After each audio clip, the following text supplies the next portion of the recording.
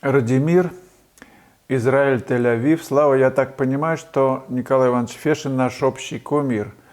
Ты говоришь о сдержанной палитре, а сам пишешь, как Коровин, по-южному, ярким цветом. У Сарьяна яркая живопись, но, по-моему, там и близко никакого тона, палитра чистых, ярких красок. Но Сарьян окончил Петербургскую академию, и его хвалили преподаватели Серов, Коровин, он у них учился за такой особенный колорит. Ну ладно, палитра чистых ярких красок, но ты, когда начинаешь писать, в первую очередь говоришь об отношении пятен в тоне. Ну да, говорю. Какой-то парадокс. В чем же парадокс? Получается, я, насколько помню, вы не сторонник Фешина сдержанной палитры, тем более его работы без света и тени.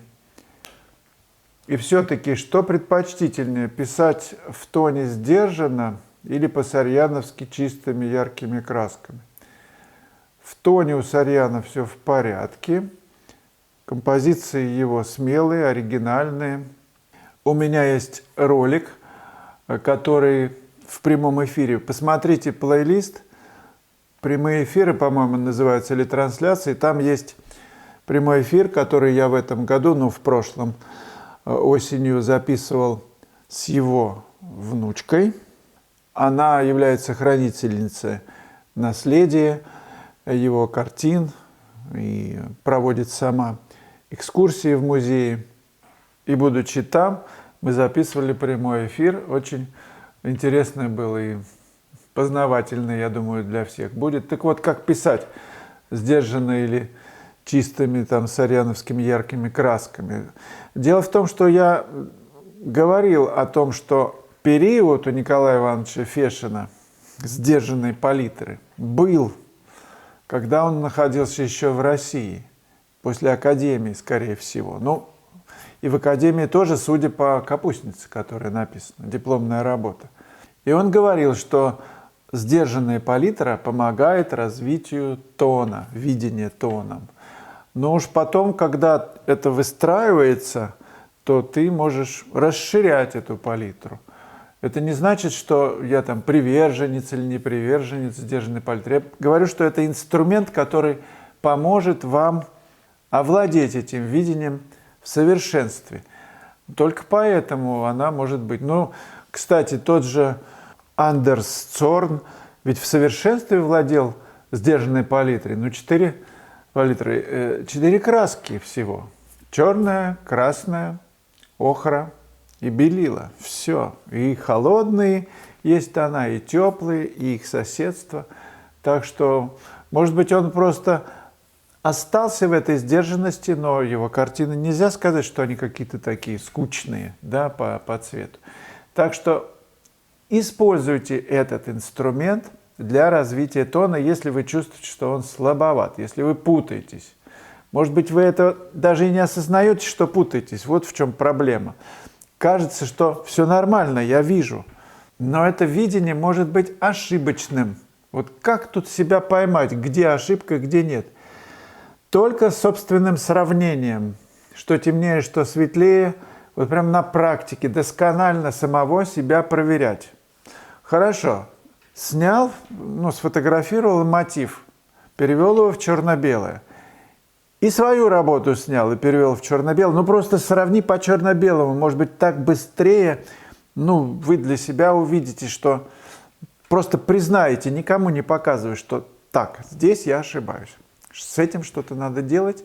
А что делать? Просто практиковать, щуриться больше, и только практикой ты научишься сравнивать и класть в холст точные тональные отношения. Нету определенного рецепта. Писать яркими красками или неяркими, сдержанно. Главное, чтобы эта даже яркая работа была выдержана в тоне. Пусть она будет, я не знаю, какая-то фантастическая в смысле дизайна по цвету, но если в тоне выдержана, она будет притягивать и вас, и зрителей. Это абсолютно точно. Если же она хромает в тоне, то ты ничего не сделаешь. Это будет просто мимо. как бы красиво это все ни казалось. Вот не будет заводить вас и зрителей. Когда у вас будет класс в Москве?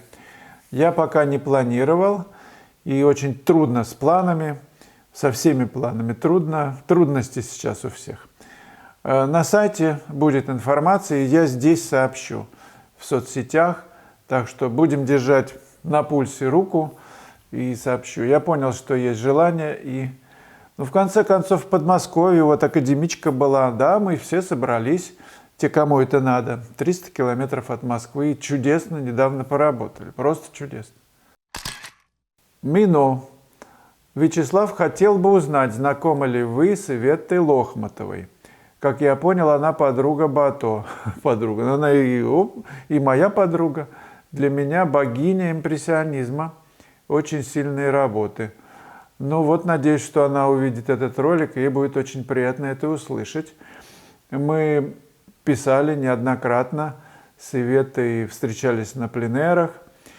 И в гостях я был у нее в мастерской. И у Саши Тищенко, у ее мужа, прекрасного живописца, брал интервью, и Веты брал интервью. Это есть на моем канале в плейлисте «Мастерская художника». И там, посмотрите, там различные интервью есть. Скоро я вновь буду в Санкт-Петербурге, буду проводить там класс, единственный день, 2 марта. Можете записаться, информация на сайте. И очень надеюсь, что будет возможность с Иветой встретиться, чтобы поговорить с камерой, без камеры, не знаю.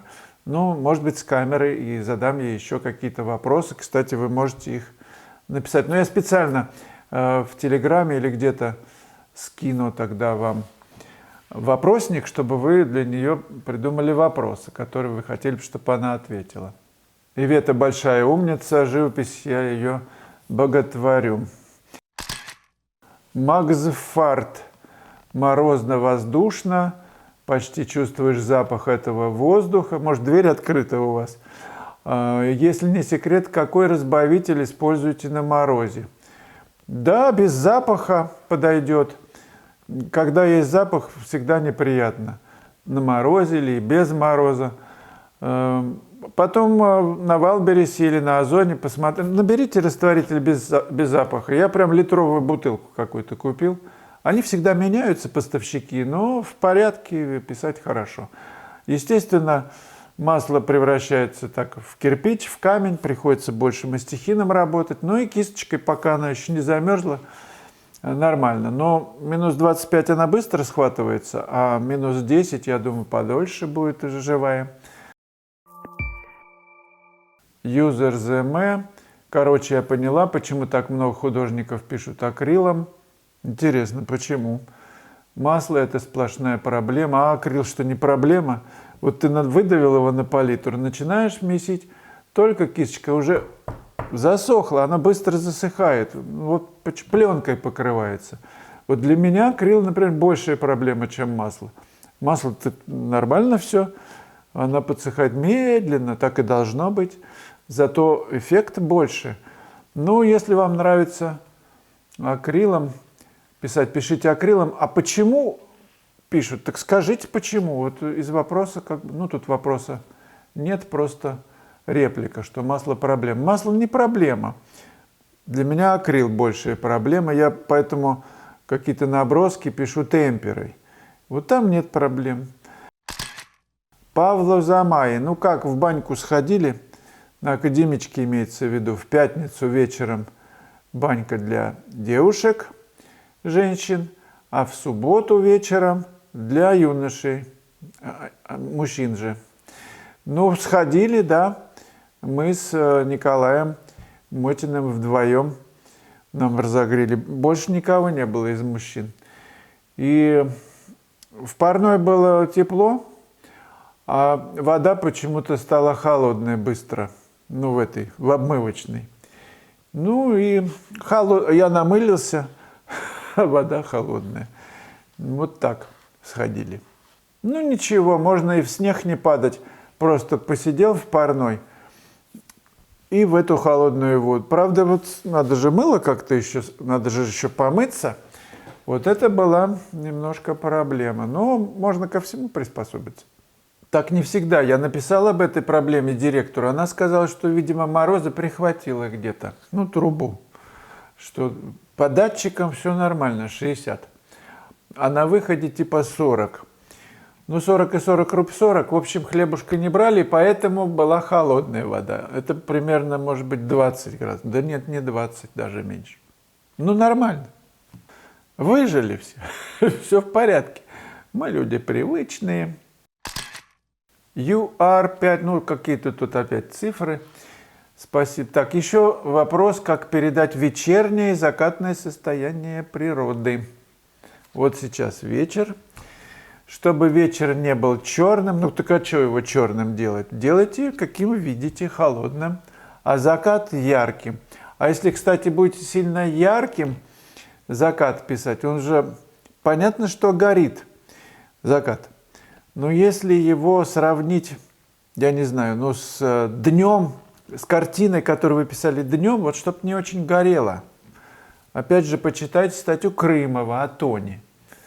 Там он расписывает, как он открытие сделал, прикуривая цигарку, что пламя свечи, ну, все знают, константа, яркость одинаковая, что днем, что вечером. И относительно этого пламени свечи, относительно яркости, нужно и смотреть закат. Вот зажгите пламя свечи чиркалкой вот этой вот кремнием и посмотрите на закат, вот как он по относительно к пламени будет. И днем там солнце, чтобы оно было немножко приглушенным. Тогда будет оранжево-красным, да. Если прям вырви глаз вот делать закат, но лучше передавать в картине сдержанность вечернего состояния. Фонари какие-то могут гореть. Да, они, конечно, прям белила с чем-то там, чуть-чуть, но не белыми, да, не работает белила. Ну а закат, это сложно писать, целая наука. У меня есть урок на эту тему, называется «Тепло вечерних огней». У меня картина, по-моему, и урок так называется. Вы можете посмотреть в школе и посмотреть анонс. Вдруг вам приглянется, как раз там вот тема вечернего состояния разобрана. Я пишу это и показываю, как это сделано. Я готовлю к выпуску новый курс. Он будет состоять из 10 аж уроков. Там мы будем писать чайник такой медный, с отражениями, очень сложная тема, но это все-таки в серии такой простые вещи. Будем гранат писать и с черешенками. В курсе будем мы писать гризаль, будем рисовать тело вращения, рисовать сначала, потом гризаль, потом основную работу, потом мы будем делать творческие решения и акварелью, кстати, и маслом. Будет очень интересная задача и для тех, кто только начинает рисовать и писать, чтобы все это понять, как в пространстве устроено. Но тех, кто хочет железные предметы с отражениями, с ними поработать.